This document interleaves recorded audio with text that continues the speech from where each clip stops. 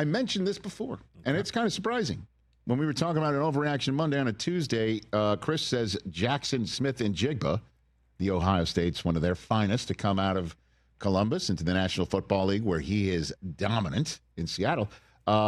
It's his Offensive Player of the Year award to lose at this point. Indeed. I called that an overreaction because there's McCaffrey, there's Taylor, and there's also, obviously he can win it, and it's entirely possible that he will.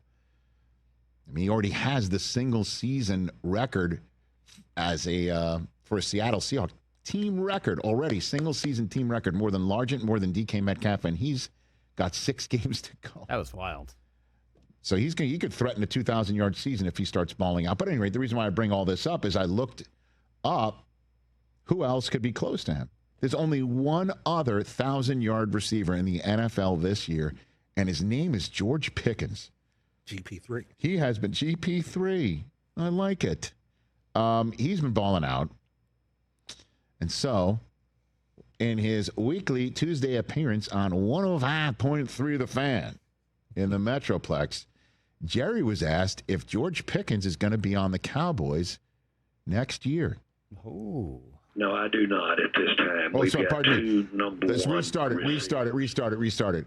I set that up wrong. He was asked if Pickens was going to be on another team next year. Did I get that right, Mike Hoskins?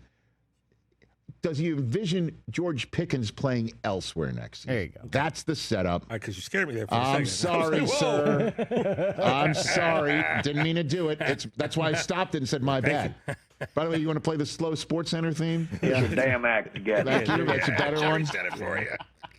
I was about to start overturning some furniture in this. Whenever a sports anchor screws up on Disney, they should play this. That's right. Oh, so sad. We'll be back in a moment. All right. Rich, that would mean those other people would have to acknowledge they did something wrong, and they'll never do. You do that. This is crucial. I don't want to give you and everybody else a heart attack. I was about to run out the studio. Okay, he was asked if he envisions George Pickens being somewhere else next year. Hit it. No, I do not at this time. We've got two number one receivers, and that's just exceptional. Right at the time when, guess what, our quarterback is probably the best that he's ever been. If it got to it where the money came out and he was demanding and commanding more money than CD, would you feel comfortable with the dynamic of maybe him making more money than CD? Listen, there's nothing that we can do. I know it's fun, but there's nothing that we can gain from speculating and conjecture. The bottom line is that we're in good shape. We've built a trade so that we could have potentially our options.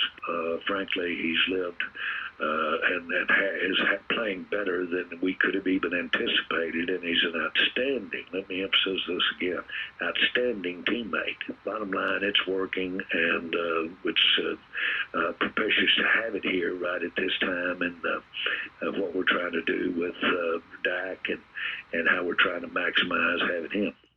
So, TJ, I ask you, how does it feel to hear Jerry give the right answer, potentially be baited into negotiating a new contract for George that makes him a higher paid player than CeeDee Lamb, and he handles that as deftly as you possibly can? The Cowboys over the last 2 weeks have been playing terrific football, looking nothing like the team that started 3-5-1, looking everything like a team that's 2-0. How is this making you? Are you feeling a little off about it, or what? Because are you nervous? Nervous-sided is the word Susie came up with for our kids to understand it's okay to be nervous and excited at the same time. Because he just stuck the 10 out of 10 no notes on that response. I mean, that was the right thing to say, right? That's what, as a fan, he has to say. We don't care as fans who's 1 and 2. Like, I don't give a crap who's 1 and 2. Just both of you catch the ball when it's thrown at you. And if one of you's making a little bit more scratch than the other, so be it. Neither one of you are going broke anytime soon. So it's incredible. And by the way, if we could just rack that back and play the first soundbite, does it sound like Jerry, or did Jerry just say, I'm busy Thanksgiving week, and give the phone to Caliendo, who's basically holding his nose in a small room and in an airport to fill in? Let's listen to this right here. No, I do not at this time. We've got two number one receivers. Doesn't that sound, you know what I mean? Like, doesn't that sound exceptional. Okay, we're done. It's just, you know what I mean? Well, do we know when it happened? Jerry could have been kicked back with some bourbon, feeling good. Wow, Jerry's a blue guy. And Jerry's a then Scotch man. Right now, it is 5 o'clock somewhere for the Cowboys because You're making billion-dollar deals? Pickens has been phenomenal. Yeah. Phenomenal. Javonte Williams, you hit it. Incredible. That was Right. awesome. Offensive line, 100%. Held up strong. They're turning into what you wanted. The defense kept getting put back out there on the field by the Philadelphia defense kept put back there on the field because the Dallas defense was holding the Eagles off offensively. They have messed up the Eagles' world for this week, going into Thanksgiving week. Quinnen Williams next to Kenny Clark has 100% fixed whatever problem they have running the ball. DeMarvion Overshown is back, and Schottenheimer is the consoler-in-chief there because they're talking about Marshawn Kneeland and winning one for Marshawn. They've done it twice now in a row, and the offense looks terrific. Eberflus is a terrific defensive coordinator with the right people there. And you kept saying that all year, and all year I was like, you're so off on this. And now it's like, look at him back. He's turning it around a little. No, you're high register. Well, that's just because I know who's coming, man. 15's coming. And yes, he is. It doesn't matter if he's 10-0 or 0-10. Like, that man's a problem. I am telling you. He'll get handled when it gets handled. I don't listen. I don't think there's a very, thin line I'm going on here on him, but 100% the most watched regular season football game in the history of the National Football League on television is coming up. Oh yeah, Chiefs at Cowboys. Yeah, 100 like book it. Doesn't get to 50. Absolutely, I think 100% it gets to 50.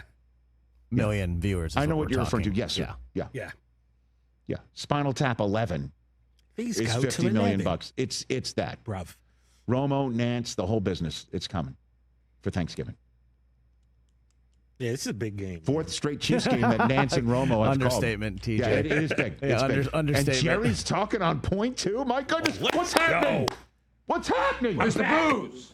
Hey, you made it all the way to the end. Thanks for that. Check us out every single day streaming live on Disney Plus and the ESPN app 12 to 3 Eastern.